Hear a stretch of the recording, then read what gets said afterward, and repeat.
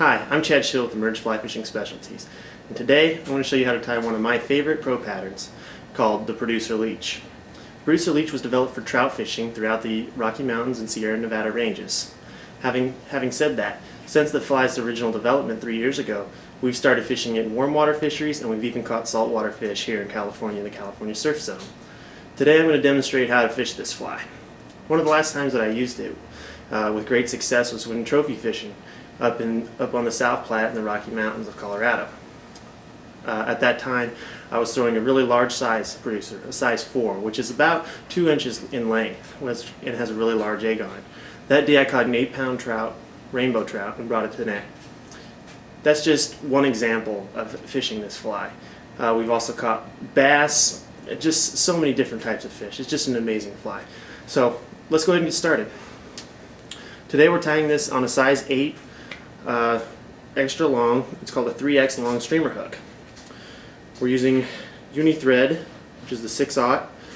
That way it's extra strong. So we're going to go ahead and just start by securing our thread just like such. We're going to cut off that tag end so we're ready to go. This is basically how you start all your different fly patterns.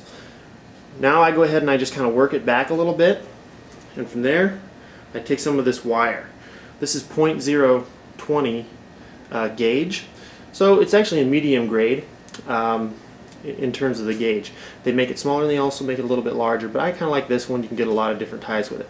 We're going to go ahead and wrap this just under what will be the egg coming up. So we're just going to make several wraps, and then right about when you get to the eye of the hook, you're going to come back over the top, and you're going to come back just like such. So we actually double it. Just break that off. Cut off your tag ends, secure those, and then we're going to wrap that with thread, making sure it doesn't slide.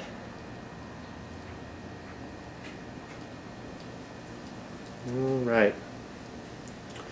You don't want any tag ends coming out looking jagged or anything like that. Now we're going to take that thread all the way up to the eye of the hook, just like such. From there we're going to go ahead and secure in a piece of marabou. The original fly was tied in black. Since then we've started using olive, also purple and maroon. All of these colors are great colors for tying this fly. So let's go ahead and just tie in a section of this. When choosing marabou, you want to choose selections that are fluffy throughout the entire piece.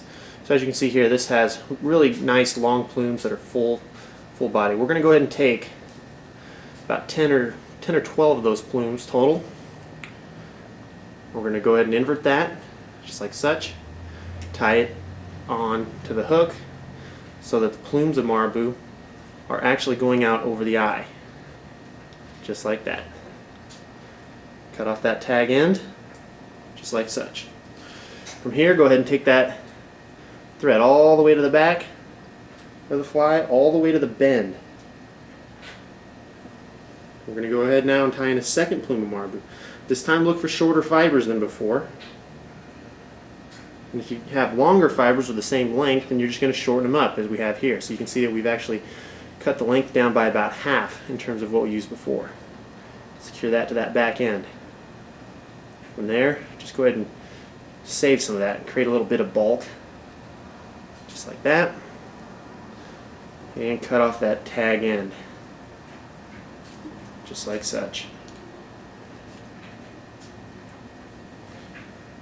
Alright, now we're ready to tie the egg. Put that egg on there. I like to go ahead and just keep this wet and slick back so it stays out of your way. Come in here now. Orange is the best color for that egg. Come in there, we're going to secure that on there, just like such. And now we're going to start wrapping that orange around that lead that we wrapped earlier. So you can already see the fly starting to take on a leech shape.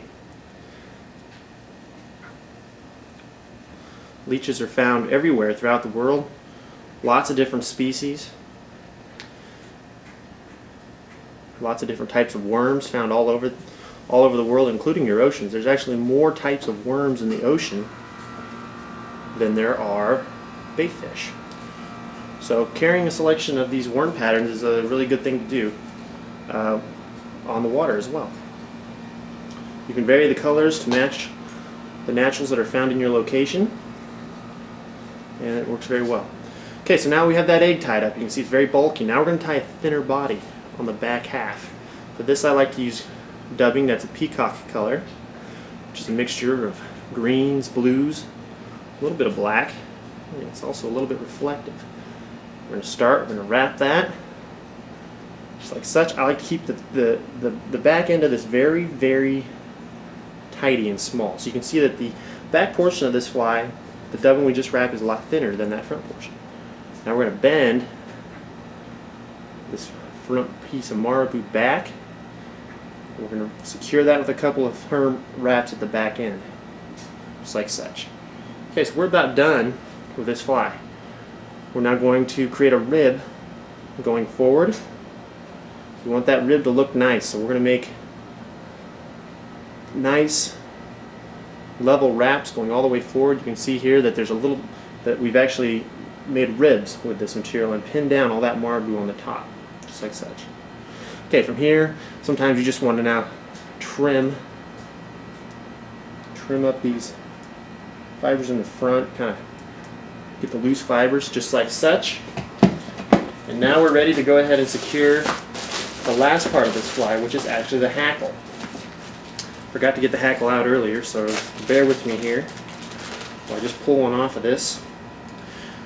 This is a saddle hackle here, as you can see. Lots of different lengths and thicknesses of feathers that come with these. This is actually considered a full neck, so we actually have a lot of different different sizes of hackles that we can use.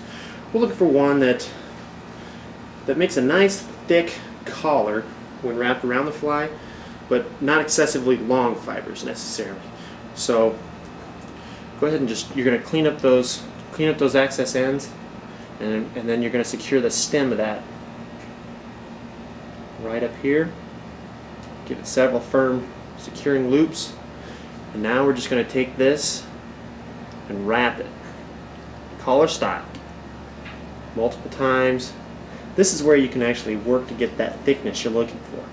We're looking for a fly that I like a lot of thickness here because we've weighted this fly. Now we're putting that hackle immediately behind the weight and leaving the rest of it. Alright, so now I'm going to go ahead and secure that. Several good wraps, just like such. Now we're ready to whip finish using our Rossetti tool. It's a bit hard here with that. There we go. Alright. Just make several good wraps to secure the materials, just like such. And now we're just going to now everything is secured. We're just going to cut that feather right at the stem, cut our materials, and there you have it. The Producer. It's a great leech pattern. One of my favorites, like I was telling you earlier. The success that this fly will bring you is absolutely amazing. One of the reasons that it actually works so well is because of the way that it moves in the water. Most buggers, they have a really thick type of hackle that's been wrapped throughout the entire length of the fly. Meaning, instead of just being wrapped here in the form of a collar, it's actually wrapped throughout the entire length. That creates a lot of drag, and the fish obviously feels that moving through the water. Having said that, the fly doesn't really move much because there's so much drag that when it moves, it just stops when you stop stripping the fly. This one, on the other hand, has all that weight and then that collar wrapped right in front of the fly. So when you pull it, it's actually going to wiggle, and it's actually going to get a little bit more wiggling done, whether it be casting it across the stream and letting the current take it and just move it, or whether you're casting it into a lake or a pond and then stripping it accordingly. It's going to get a wiggle that you're not going to find in any other type of bugger fly out there. So thank you for listening to my presentation. You all know how to